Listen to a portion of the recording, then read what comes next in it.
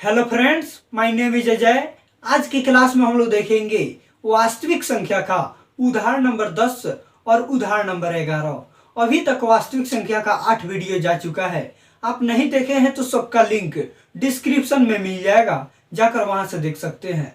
उदाहरण नंबर 10 और उदाहरण नंबर 11 बहुत ज्यादा इंपॉर्टेंट क्वेश्चन है, इसको आप जरूर बनाइएगा।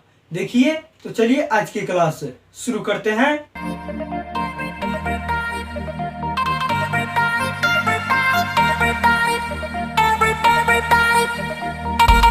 तो देखिए फ्रेंड, यहाँ पे उदाहरण नंबर 10 क्या बोल रहा है। उदाहरण नंबर 10 बोल रहा है, दर्शाइए कि 5 माइनस रूट 3 एक अपरिमेय संख्या है। हमको दिखाना है 5 माइनस रूट 3 एक अपरिमेय संख्या है। तो जब हमको अपरिमेय दिखाना है तो हम इसको उल्टा मान लेंगे, यानी हम इसको परिमेय संख्या मान लेंगे। देखिए इसको कैसे करेंगे, यहाँ पे लिखेंगे माना 5 माइनस रूट 3 एक परिमेय संख्या है। परिमेय संख्या है, परिमेय संख्या है। तो परिमेय संख्या है तो हम इसे p बाई क्यू के रूप में लिख देंगे। तो यहाँ पर देखिए, यहाँ पे लिख देंगे 5 माइनस रूट 3 बराबर p बाई क्यू। यहाँ पे q 0 नहीं होना चाहिए, यहाँ पर लिख देंगे जहां q is equal to not 0, p comma q पूर्णांक संख्या हो, पूर्णांक संख्या हो। यहाँ पे q 0 नहीं होना चाहिए और p और q पूर्णांक संख्या होना चाहिए। देखिए यहाँ पे p और q का मतलब, पूर्णांक संख्या का मतलब होता है कोई भी संख्या प्लस और माइनस में हो वो क्या होती है, पूर्णांक संख्या होती है। देखिए यहाँ पे, अब यहाँ पे हम क्या करेंगे, जो परिमेय संख्या है उसको एक साइड कर देंगे और जो अपरिमेय संख्या है उसको हम एक साइड कर देंगे। तो 5 मेरा परिमेय संख्या है तो हम 5 रहने देंगे। यहाँ पे p बाई क्यू मेरा परिमेय संख्या है तो इधर ला देंगे तो ये जाएगा माइनस में p बाई क्यू बराबर, और माइनस रूट 3, अब रूट 3 अपरिमेय संख्या है तो हम इसको इस साइड ला देंगे तो ये हो जाएगा प्लस में रूट 3। अब यहाँ पर देखिए फ्रेंड, इसको हम समीकरण नंबर 1 मान लेंगे। अब यहाँ पे परिमेय संख्या और अपरिमेय संख्या कभी बराबर नहीं होगी। परिमेय संख्या और अपरिमेय संख्या नॉट इक्वल, कभी ये बराबर नहीं होगी। तो यहाँ पे लिखेंगे चूंकि 5 माइनस p बाई क्यू एक परिमेय संख्या है, एक परिमेय संख्या है,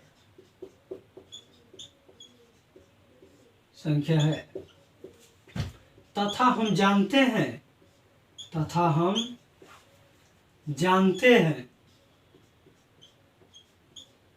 हैं रूट थ्री एक अपरिमेय संख्या है, अपरिमेय संख्या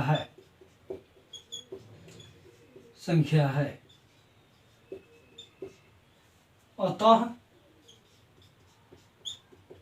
समीकरण 1 से हमारे द्वारा माना गया कथन विरोधाभास प्रकट होता है, क्योंकि हम माने थे परिमेय और यहाँ पे परिमेय हो रहा है और अपरिमेय दोनों को बराबर बोल रहा है। तो बराबर क्या होता है, नहीं होता है। तो यहाँ पर लिखेंगे अतः समीकरण 1 से हमारे द्वारा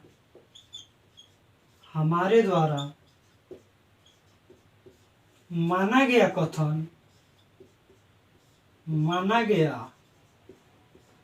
कथन विरोधाभास प्रकट होता है। विरोधाभास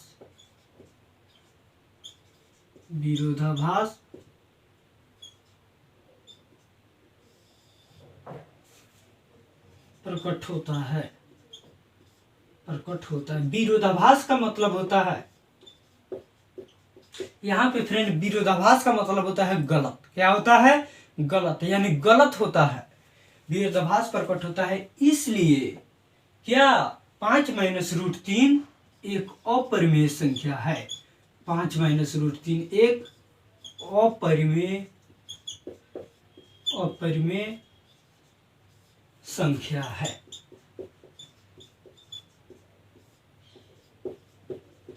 अपरिमेय संख्या, बस हो गया प्रूफ। इस तरह से एक क्वेश्चन 2 नंबर में या 5 नंबर में पूछा जा सकता है। उम्मीद है आपको समझ में आ गया होगा। चलते हैं उदाहरण नंबर 11 पे।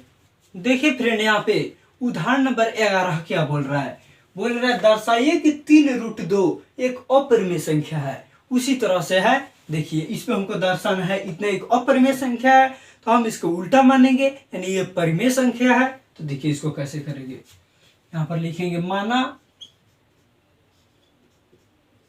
3√2 एक परिमेय संख्या है। परिमेय संख्या है।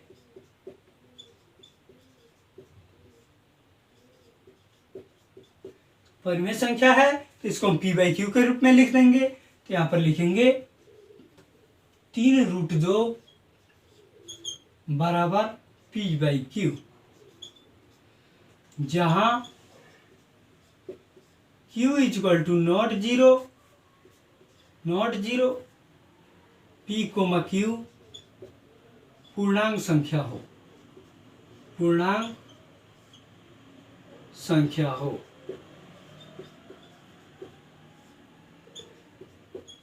q 0 नहीं होना चाहिए, q 0 नहीं होना चाहिए, और p और q क्या होना चाहिए, पूर्णांक संख्या होना चाहिए, तभी कोई संख्या p/q के रूप में हो सकता है। तो देखिए यहाँ पे, अब यहाँ पे हम उसी तरह से करेंगे, जो परिमेय है उसको एक साइड और जो अपरिमेय है उसको एक साइड। देखिए यहाँ पे फ्रेंड, यहाँ पे √2 है तो √2 को हम रहने देंगे, क्योंकि ये अपरिमेय संख्या है और 3 परिमेय संख्या है। तो 3 इधर गुना में है तो इधर जाएगा तो ये क्या होगा, भागा में होगा, यानी p/3q हो जाएगा। q में गुना हो जाएगा, जब ये गुना में इधर भागा में जाएगा तो p/q में गुना नहीं हो जाएगा, तो हो जाएगा p/3q, इतना हो जाएगा। इसको हम समीकरण नंबर 1 मान लेंगे। अब उसी तरह से ये परिमेय संख्या है और ये अपरिमेय संख्या है, तो उसी तरह से लिखेंगे यहाँ पे हम, चूंकि हम जानते हैं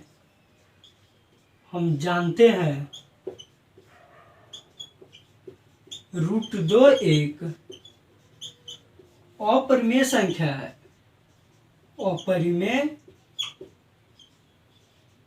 संख्या है तथा p/3q एक परिमेय संख्या है, तथा p/3q एक परिमेय संख्या है, परिमेय संख्या है। हम जानते हैं √2 एक अपरिमेय संख्या है तथा p/3q एक परिमेय संख्या है। अतः समीकरण 1 से हमारे द्वारा माना गया कथन विरोधाभास होता है, चाहे गलत साबित होता है, किसी तरह से आप अपने भाषा में लिख सकते हैं, कोई दिक्कत नहीं है। यहाँ पर लिखेंगे अतः समीकरण 1 से हमारे द्वारा माना गया कथन, हमारे द्वारा माना गया कथन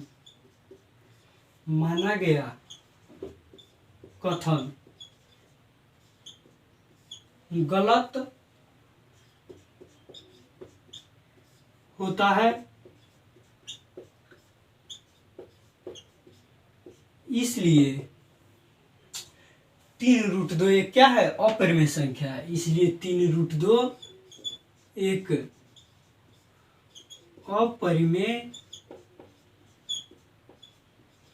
अपरिमेय संख्या है।